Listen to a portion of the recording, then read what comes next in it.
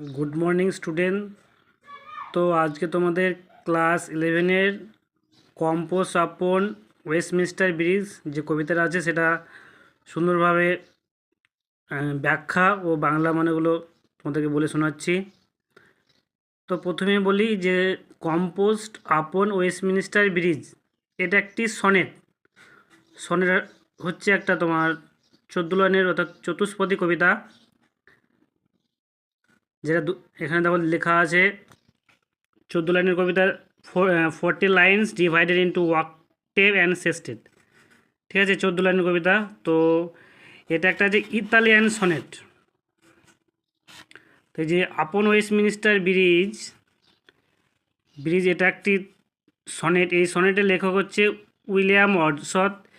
তিনি একজন English romantic movement অর্থাৎ তিনি একটি রোম্যান্টিক কবি ছিলেন। তা তিনি এই যে আপন ওয়েস্টমিনিস্টার ব্রিজ তিনি এখানে যে সিটি অফ লন্ডন অর্থাৎ লন্ডনের ভোরবেলাকার যে প্রাকৃতিক সৌন্দর্য বিরাজ করে সেই সৌন্দর্য এখানে তিনি যে ব্রিজটা লন্ডনে অবস্থিত টেমস নদীর উপরে, সেই টেমস নদীর উপরে যে ব্রিজ সেটাকে তিনি এখানে বিশেষভাবে সেটার বর্ণনা দিয়েছেন। তো চলো আগে একে একে একটা লাইন বাই লাইন পড়ে সেগুলো দেখা যাক।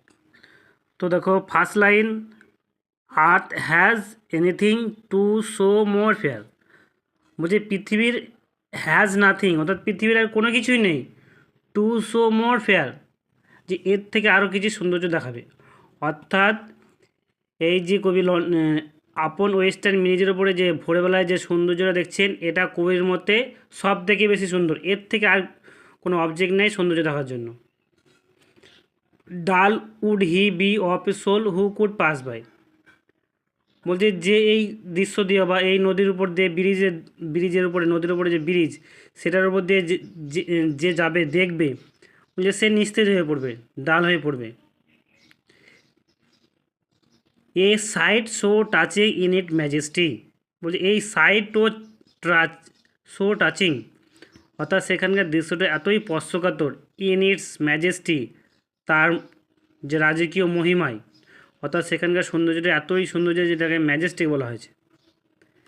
This city now doth like a garment wear. যে দিস সিটি অর্থাৎ সিটি ইজ লন্ডন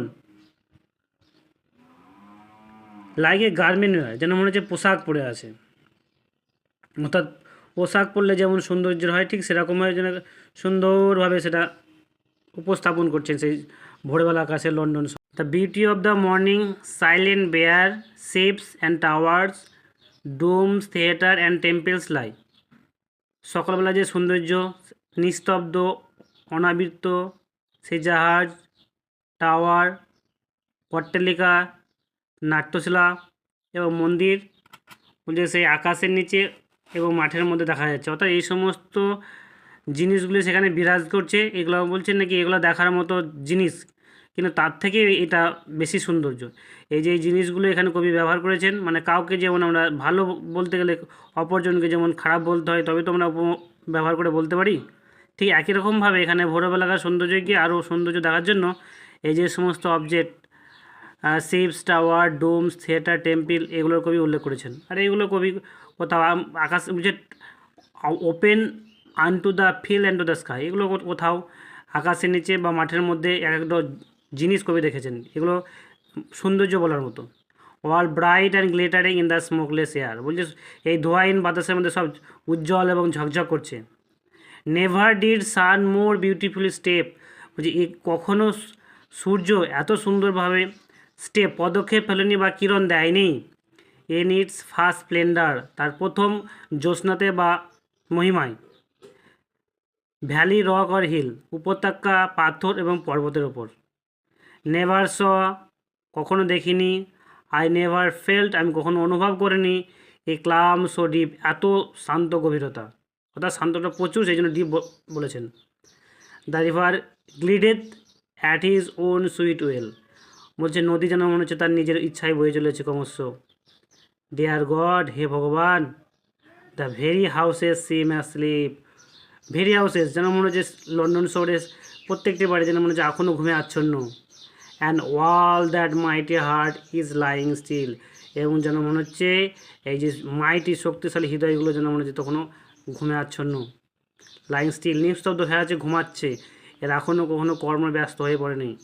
অর্থাৎ কবি বলেছেন যে এখানকার যে সৌন্দর্য উল্লেখ করেছেন, সবাই এখন ঘুমের মধ্যে আচ্ছন্ন আছে, তবুও এখানকার ভোরবেলার যে প্রাকৃতিক সৌন্দর্য ফুটে উঠেছে এটাই তিনি কবি উল্লেখ করেছেন। এটা একটা আমার পুরনো বই, এখানে যে প্রশ্নগুলো আছে সেগুলো তোমাদের আসতে পারে। তো the mood in the poem, তো দেখো এই কবিতার এই যে মুড, এটা কিন্তু ট্রাঙ্কুইল, শান্ত প্রকৃতির, অর্থাৎ ভোরবেলাকার সৌন্দর্য খুবই নিস্তব্ধ, কোনো কলকারখানা চালু হয়নি, মানুষজনদের কোনো শব্দ হয়নি, সব কিছুই শান্তভাব, সেই জন্য এটা tranquil. The poem sees London as a part of nature, দেখো এখানে লন্ডন শহরের একটা প্রকৃতির অংশ হিসাবে উল্লেখ করেছেন। The poet enhances London by using, এখানে লন্ডনকে বাড়িয়ে বা বেশি করে কবি ব্যবহার করেছেন, কী ব্যবহার করে, সুপারলেটিভ, মানে তুলনা করে। লন্ডন ইজ সিন, অর্থাৎ লন্ডনকে এখানে কবি কোথায় দেখে কখন সময় দেখেছেন, ইন দ্য মর্নিং লাইট, সকালবেলাকার যে আলো। বলছে আইডেন্টিফাই দ্য সিমিলি,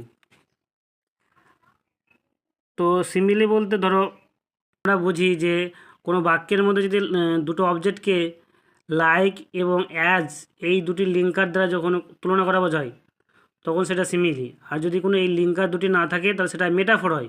তো দেখো এখানে সি নম্বর অপশানটা দেখো লাইকে গার্মেন্ট হয়ে, অর্থাৎ এখানে পোশাকটা লাইকের সঙ্গে তুলনা করা হয়েছে, সুতরাং এই সি অপশানটাই simile. Which features of romantic poetry do we see here, কোন বৈশিষ্ট্য রোম্যান্টিক কবি এখানে কবি দেখেছেন। A celebration of city as natural landscape, what is the feeling the poet experience that he was never experienced before, answer the feeling of calm, what is the object of the poet celebration, London city, what does the poet refer to the sun and the river, and animate being, এখানে কবি সূর্য এবং নদীকে একটা animate being, অর্থাৎ যাদের প্রাণ শক্তি আছে বা চলাফেরা করতে পারে এরকম অবজেক্টের সঙ্গে কবি তুলনা করেছেন।